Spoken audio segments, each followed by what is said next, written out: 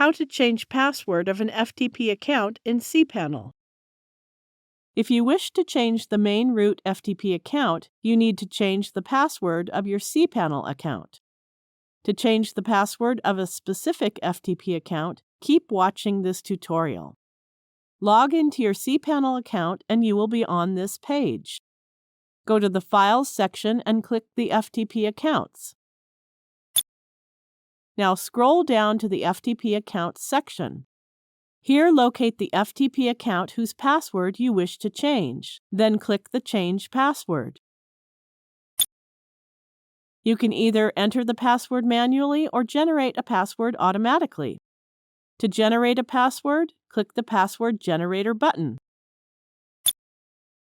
Copy and save this generated password in a safe place. After saving the password, check this box and click the Use Password button. Click the Change Password button. Now you can access your FTP user account with your new password. Thank you for watching.